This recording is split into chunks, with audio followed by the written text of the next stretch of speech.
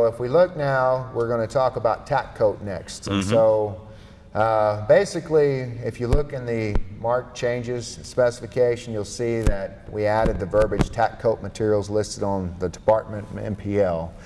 This was basically already included in a special provision to item 344, and so we just copied that same language over into this specification. If you notice too, we also deleted the paragraph talking about sampling of tack coat, and the reason why we did that is because we put it further down in the specification. So you'll see the exact same verbiage as we You're just cleaning up the specs, right. put everything where it belongs. Okay. That's right. Another change that has occurred is we define the use of a compaction aid. Okay. And so we actually have a definition listed in the specification that reads compaction aid is defined as a chemical war mix additive that is used to produce an asphalt mixture at a discharge temperature greater than 275. So as we go through the specification, you will see the idea or definition of using compaction aids. We wanted to make sure that we defined it in the specification. And doing it here in the language section so of we it. did it in the language section, that's Good. correct. The next topic for discussion is recycled materials. We did change the verbiage when it came to the use of recycled asphalt shingles.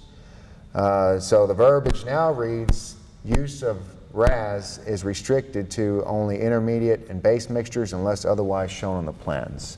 The idea behind this change is that we feel like districts know better than we do when it comes to their experiences with shingles, so they should be the ones making the decision of whether or not it's allowed. So this new specification says unless shown on the plans, RAS is not permitted, or you have to show it on the plans for RAS to be permitted in the surface mix. That's correct, Chuck. And the reasoning for that is because districts know better about their recycled use of materials and whether or not they've had success with RAS and whether or not they have. That's exactly right, Chuck. So our thoughts moving forward is that it's exactly that. The district should make that decision. Okay. So because based off their experiences, they know whether or not the use of shingles has been successful with several of their projects.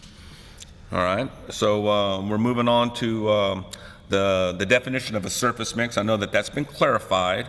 Again, it's just a language portion of the specification. Again, it's just clearing up a little bit of muddy waters.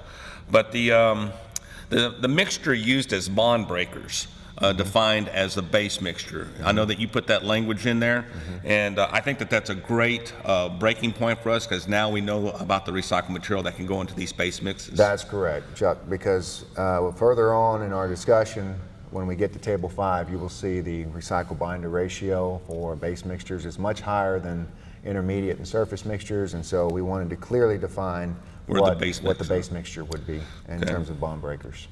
So talking about recycled materials, we have another table in here about fractionation of the wrap. So let's discuss that because that's a big change for us here. That's right. And so the idea behind this is that, so number one, when it comes to wrap, we have struck out unfractionated wrap out of the specification. So moving forward, unfractionated wrap is not included in the specification. Furthermore, we have now defined what fractionated wrap is. So before, in the existing specification, you had coarse and fine wrap. What we've decided to do instead is to define wrap as either passing the 1/2 inch or 3/8 inch screen. Okay. And we put a tolerance on that of 95%. So that way it gives tolerance to it. But the idea behind wrap is that it's no longer coarse or fine. It is defined as either passing the 1/2 inch or 3/8 inch screen. And I think that, again, staying with consistency throughout the state, you've noticed that that's going to get you a better mix. It's going to give you the opportunity to increase the use of that. And that's the goal, Chuck, moving forward is that, you know, we've got some great things up ahead where we're going to start looking at some test sections across the state. The whole idea behind that is to start trying to figure out how we can utilize more wrap in our mixes. And I do think one of the keys to being able to utilize more wrap is having it more consistent. And so this change is definitely in the right direction moving forward. Okay, so let's go to Table 4. So where do we have on Table 4? We have the removal of the unfractionated wrap, and so what else is in Table 4? So Table 4, we removed unfractionated wrap. Right. We kept the maximum allowable fractionated wrap 20% for the surface. we increased it to 30% for intermediate and 35% for base. The reason for the change is that we did change the recycle binder ratios listed in Table 5 that we will discuss here in a minute. The idea is let's increase the intermediate and base usage mixtures to make sure we can maximize the amount of wrap we can put in our mixes. Great. So the idea behind it is about using recycled materials is that it must meet the requirements of Table 4 and Table 5 that we're about to discuss. So that's the percentage and then the binder ratio. So That's we're going to get correct. into that in a second. That's Great. correct. So what about the language? I know that we talked about this quite a bit about the use of shingles and reducing it from 5% to 3%. That's correct. So based off of feedback from industry, most contractors that utilize shingles utilize it at 3%. So it was a change that was made to be consistent. Okay. So if we're using up to 3%, let's state that in the specification. Great. And so coming down a little bit further than that, it also states that the binder substitution and recycled materials, so we're talking about grade dumping now when we go into table number 5. So we are no longer allowing a double grade dump. That's correct. That's Okay. correct. So moving forward, there's a lot of changes that have occurred in Table 5. So let's go through those because that's going to Okay. be a big industry changer. So go through it and then I'll ask a question on it when I get to it because I have a couple of comments on it. Go ahead. So as you mentioned, Chuck, one change that we made is we no longer allow double grade dumps. The idea behind that change, currently in our specification, you can use 64 with recycle and call it a 76. Moving forward, when you look at the new Table 5, the only grade dump that is allowed is for 76 minus 22 mixtures, and it allows you to grade dump once to a 70 minus 22. When you furthermore look at that, you'll also see that we've changed the recycle binder ratio. So we've dropped the recycle binder ratio on surface from 20% down to 15%. When you look at intermediate, we have it listed as 25%, and when you look at base mixtures, it's 30%. And so another significant change that occurred on Table 5 is in regards to 70 minus 22 binders.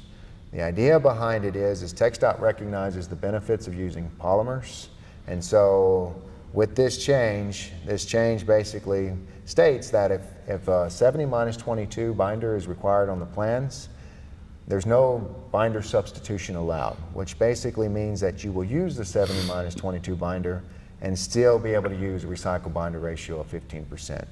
Only applies to surface mixes. In terms of the 64 minus 22, what you'll see there is that we also don't allow grade dumping. So listed in Table 5, you'll see the notation NA, which basically means no binder substitution allowed. And the idea is we also footnoted it to kind of describe the changes in the table. So in terms of the current specification in regards to warm mix, the idea behind currently in our existing specification, there's an increase in the recycle binder ratio when warm mix is used.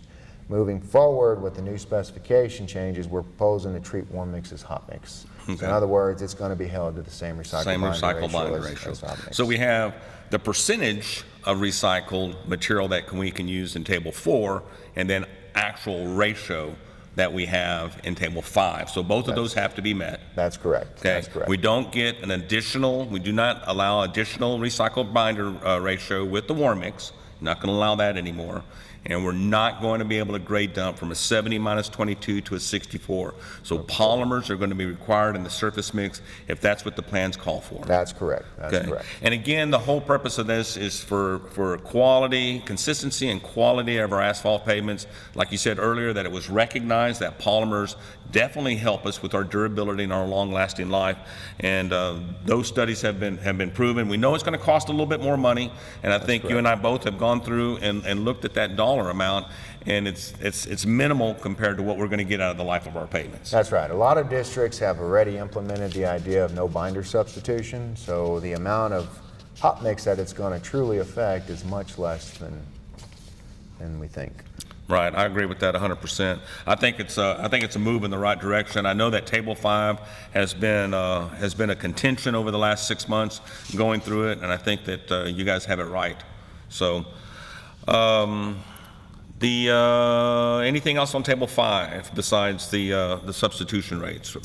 No, I think that's it, Chuck. But if there's any questions, always feel free to contact our office. And also, furthermore, we are finished with updating the mix design template that reflects these changes. And Great, that was a big concern. When these specs come online, if you will, the template is going to follow there shortly thereafter to make sure that these special specs are included in all of our templates. Right. And so like you said earlier also, that each one of these changes that you've made are going to be identified in a red line copy with the notes that's going to be available to industry and to TxDOT. That's correct. So that they can follow it line by line, because I do know that we're taking out some of the verbiage and we're taking out some of the notes. And again, it's just to show consistency and show the firming up of that Table 5. Exactly.